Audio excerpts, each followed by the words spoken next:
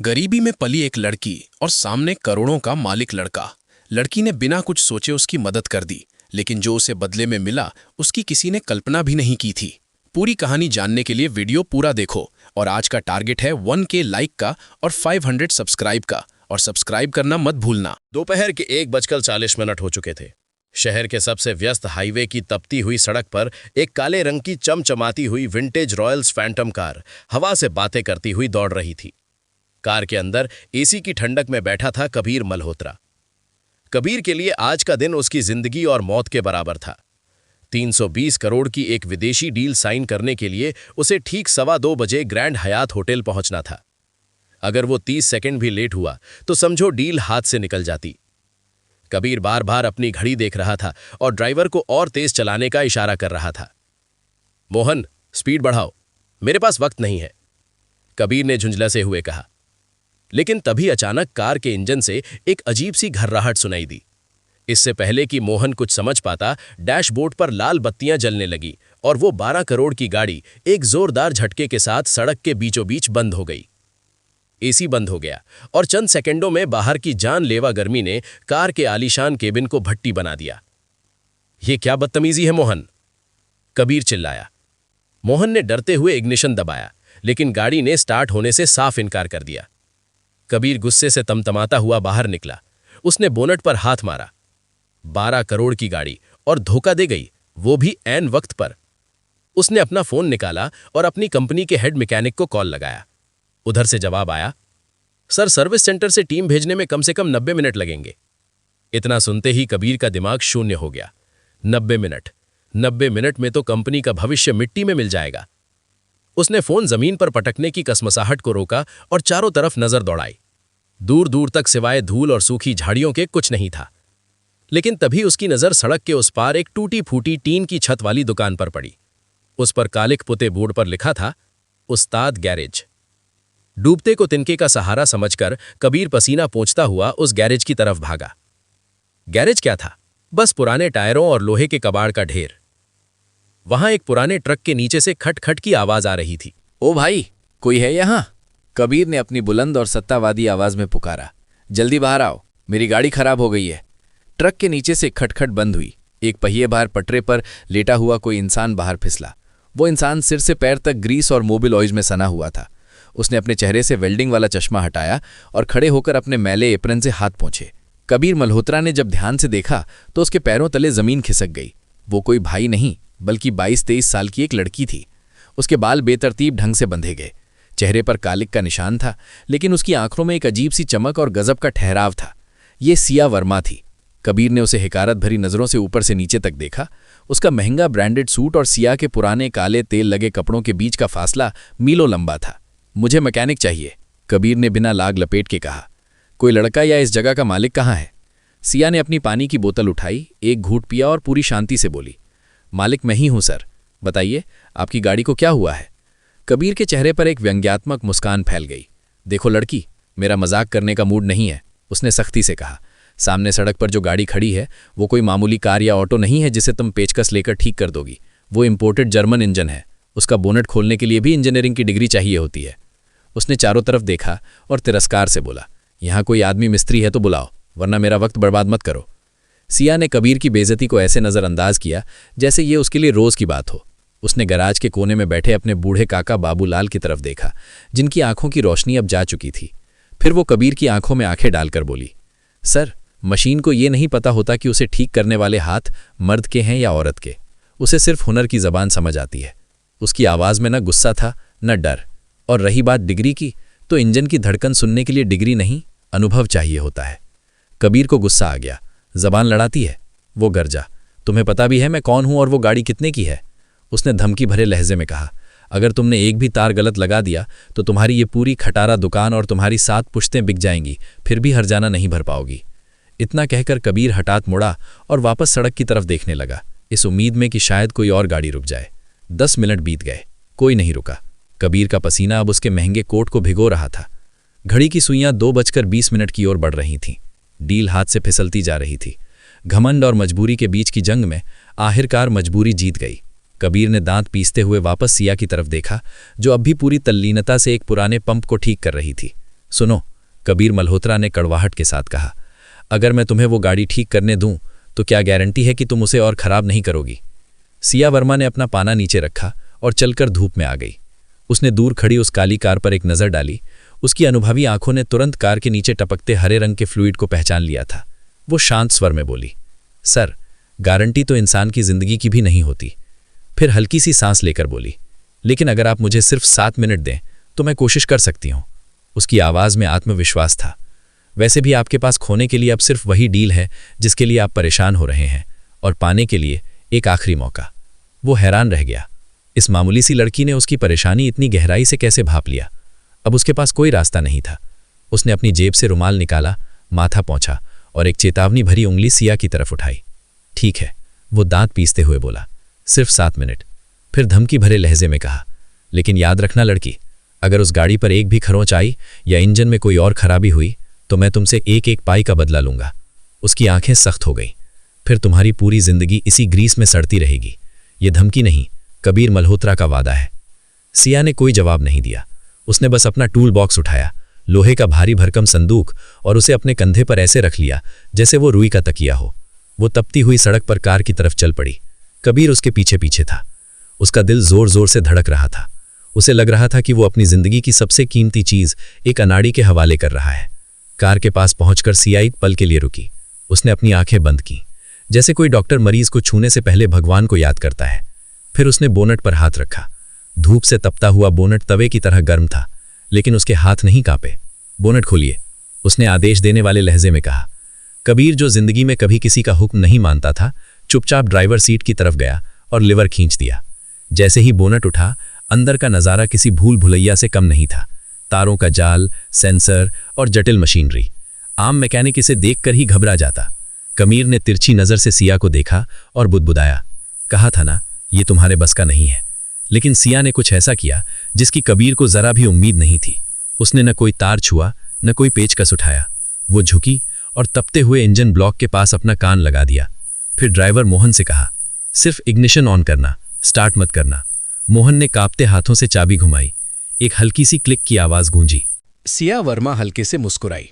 वो मुस्कान रहस्यमयी थी, जैसे किसी पहेली का जवाब मिल गया हो। बीमारी पकड़ में आ गई। वो बड़बड़ाई। उसने अपने टूल बॉक्स से एक बेहद बारीक सुई जैसा औजार निकाला और इंजन के सबसे निचले अंधेरे हिस्से में अपना हाथ डाल दिया, जहां देखना तो दूर, सोचना भी नामुमकिन था। ये क्या कर रही हो? कबीर मल्होत्रा घबराकर चिल्लाया।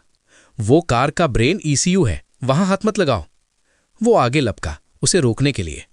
उसे लगा कि ये लड़की अब सब कुछ ब्लास्ट कर देगी, लेकिन सिया ने बिना मुड़े अपना हाथ अंदर फंसाए हुए ही गहरी और बुलंद आवाज में कहा, रुक जाइए सर। उसकी आवाज में कमांड था। अगर अभी मेरा हाथ हटा तो प्रेशर वाल्व फट जाएगा और आपकी ये गाड़ी यहीं कबाड़ बन जाएगी। एक पल का सन्नाटा। मुझे मेरा काम करने दीजिए। इतना सुनते ही कबीर की सांसें हलक में अटक गईं।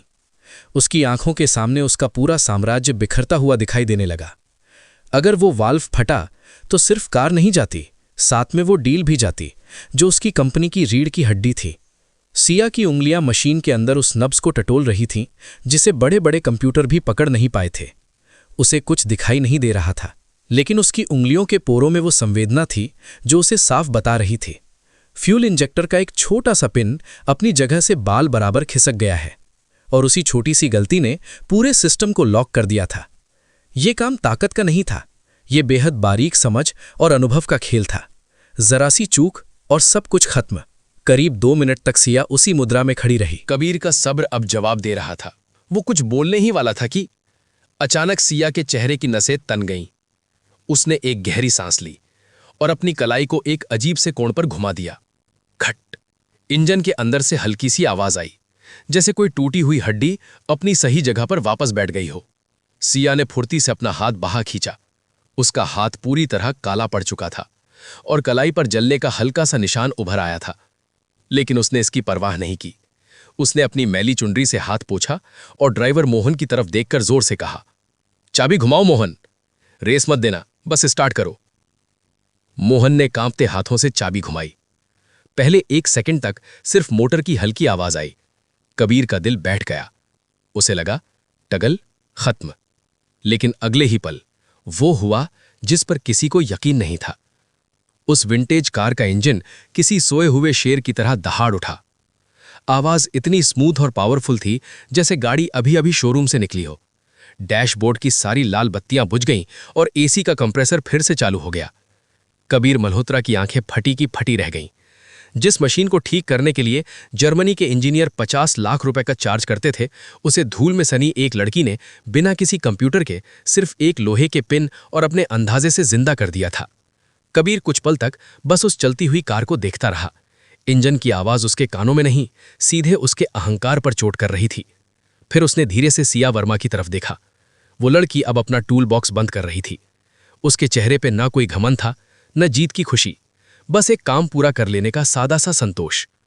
कबीर के अंदर बैठा वो अहंकारी बिजनेसमैन आज पहली बार अंदर से हिल गया था। उसे अपनी कही हुई वही बात याद आ रही थी, तुम्हारी 7 पुश्तें हर्जाना नहीं भर पाएंगी। और अब उसे एहसास हो रहा था कि उसकी 7 पुश्तें भी शायद वो हुनर नहीं खरीद सकती जो इस लड़की की उंगलियों में बसता था। कबीर ने अपनी कलाई घड़ी देखी। 2:38 हो रहे थे।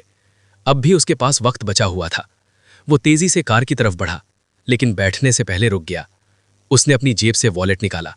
उसमें जितने भी नोट थे उसने गिने नहीं, लगभग 75,000 रुपए उसने सीधे सिया की तरफ बढ़ा दिए। ये लो, कबीर ने कहा। उसकी आवाज में अब ना अकड़ थी ना रौब, बस एक अजीब सी हड़बड़ाहट और ईमानदारी थी। यह तुम्हारी मेहनत का हक है। तुमने मेरा बहुत बड़ा नुकसान होने से बचाया है। इससे तुम्हारी पूरी दुकान नई बन जाएगी। सिया ने उन नोटों की गड्डी को देखा, फिर कबीर की आंखों में देखा। उसने हाथ जोड़ लिए और बहुत विनम्रता से बोली, साहब माफ कीजिएगा। उसकी आवाज में कोई डर नहीं था, बस सच्चाई थी। मेरे पिताजी कहते थे, भूख मिटाने के लिए रोटी चाहिए और रूह को जिंदा रखने के लिए उसूल। वो रुकी, फिर बोली, मेरी मेहनत के 200 रुपए बनते हैं, वही दीजिए। उसने नोटों की तरफ इशारा भी नहीं किया। ये भीख या इनाम मुझे नहीं चाहिए। अगर मैं लालच में काम करती तो शायद आज आपका इंजन ठीक नहीं कर पाती। उसकी आंखों में आत्मसम्मान चमक रहा था, क्योंकि तब मेरा ध्यान मशीन पर नहीं, आपकी जेब पर होता। कबीर सन्न रह गया। वो बड़े बड़े कॉरपोरेट शार्क्स के बीच रहता था, जहां लोग पैसों के लिए अपना ईमान, अपनी आत्मा तक बेच देते थे। और आज एक लड़की जिसके पैरों में ढंग की चप्पल तक नहीं थी, उसके हजारों रुपए ठुकरा रही थी, सिर्फ अपने उसूलों के लिए। कबीर ने चुपचाप वो सारे नोट वापस अपनी जेब में रखे। फिर उसने 1000 रुपए का नोट निकाला और सिया की तरफ बढ़ाया। 200 रुपए नहीं, उसने नरम आवाज में कहा, ये 1000 रखो। इसे इनाम मत समझना, ये तुम्हारी मेहनत है। सिया ने इस बार मना नहीं किया। उसने नोट लिया और सम्मान से उसे अपने माथे से लगा लिया। कबीर मल्होत्रा कार में बैठने ही वाला था कि अचानक रुक गया। उसने मुड़कर पूछा, तुम्हारा नाम क्या बताया था? लड़की ने बिना झिझक जवाब दिया, सिया। कबीर ने उसकी तरफ गौर से देखा। सिया, तुम यहां इस छोटे से गैराज में क्या कर रही हो? उसने धीरे से कहा, तुम्हारे हाथों में हुनर नहीं, जादू है। तुम्हें तो किसी बड़ी ऑटोमोबाइल कंपनी में होना चाहिए। एक पल के लिए सिया की आंखों में उदासी की परछाई उतर आई। उसने पीछे मुड़कर उस पुराने जर्जर से गैराज को देखा, जहां दीवारों पर तेल के दाग थे और छत से टपकता पानी उसके संघर्ष की गवाही देता था। फिर वो बोली, साहब, हुनर तो गरीबों के पास बहुत होता है, बस उसे दिखाने के लिए कोई मंच नहीं मिलता। उसकी आवाज शांत थी, लेकिन शब्द भारी थे। लोग कपड़े देखकर काबिलियत तय करते हैं। मैं कई जगह नौकरी मांगने गई। वो रुकी, फिर हल्की मुस्कान के साथ बोली, सबने यही कहा, लड़की हो, रिसेप्शन पर बैठ जाओ। पाना पेचकस लड़कों का काम है। उसने गैराज की ओर इशारा किया। तो बस अपने पिता की इस निशानी को जिंदा रखे हुए कबीर के सीने में कुछ चुप सा गया। उसे याद आया, आधे घंटे पहले उसने भी यही किया था। उसने भी इसे कमतर आंका था, जज किया था। कबीर ने गहरी सांस ली। अब उसके दिमाग में डील नहीं चल रही थी, अब वहां इंसाफ चल रहा था। उसने फोन निकाला। इस बार अपने मैकेनिक को नहीं, बल्कि अपनी कंपनी के HR हेड अजय मेहरा को कॉल लगाया। हेलो अजय। कबीर की आवाज में कड़कपन लौट आया था, लेकिन इस बार अहंकार नहीं, फैसला था। जो नया सुपरकार सर्विसिंग प्रोजेक्ट अगले महीने शुरू हो रहा है, उसका हेड मैकेनिक कौन है? उधर से अजय ने कुछ नाम गिनाए। सब कैंसिल कर दो। कबीर ने बिना रुके कहा, मुझे एक नया नाम चाहिए। लिस्ट में सबसे ऊपर सिया ऑटो सॉल्यूशंस। अजय चुप रह गया। कबीर आगे बोला, और सुनो, मुझे कल सुबह तक इस गैराज का पूरा रिनोवेशन प्लान चाहिए। उसकी आवाज और सख्त हो गई। एक ऑफर लेटर भी तैयार करो। सैलरी हमारे चीफ इंजीनियर के बराबर। फिर एक ठहराव। लेकिन ये लड़की किसी के अंडर काम नहीं करेगी, ये अपनी खुद की यूनिट लीड करेगी। फोन कट गया। इधर सिया, जो वापस अपने औजार समेटने लगी थी, ये सब सुनकर ठिठक गई। उसे लगा शायद उसने गलत सुन लिया। कबीर उसके पास आया। सिया, उसने धीरे से कहा, दुनिया गलत थी और मैं भी। उसकी आवाज में पहली बार सच्ची विनम्रता थी। तुम रिसेप्शन के लिए नहीं बनी हो, तुम सिस्टम चलाने के लिए बनी हो। उसने कार की तरफ इशारा किया। कल सुबह मेरी कंपनी की गाड़ियां आएंगी, उन्हें ठीक करोगी? सिया की आंखों में आंसू भर आए। वो सपना जो उसके पिता ने देखा था और जिसे समाज ने कुचल दिया था, आज एक अनजान राहगीर की वजह से हकीकत बन रहा था। उसका गला भर आया। वो कुछ बोल नहीं पाई, बस धीरे से हाँ में सिर हिला दिया। कबीर मुस्कुराया। ये मुस्कान घमंड की नहीं थी, ये एक इंसान द्वारा दूसरे इंसान को पहचानने की थी। चलो रघुनाथ काका, मीटिंग के लिए चलते हैं। आज वैसे भी बहुत बड़ा दिन है। कार धूल उड़ाती हुई निकल गई, लेकिन पीछे छोड़ गई एक नई कहानी। सिया ने अपनी मुट्ठी खोली, उसमें वही 1000 रुपए का नोट था। उसने आसमान की तरफ देखा और पहली बार खुलकर मुस्कुराई। हाईवे पर फिर सन्नाटा था, लेकिन उस पुराने गैराज में अब खामोशी नहीं थी। वहां उम्मीद का एक नया सूरज उग चुका था। धूल में सनी वो लड़की अब सिर्फ एक मैकेनिक नहीं थी, वो आने वाले कल की मिसाल बन चुकी थी। सच ही कहा गया है, हीरे की परख जौहरी करे या ना करे, लेकिन वक्त जरूर करता है। और जब वक्त बदलता है तो रंग को राजा बना देता है। अगर इस कहानी ने आपको कुछ महसूस कराया हो तो इसे लाइक जरूर करें।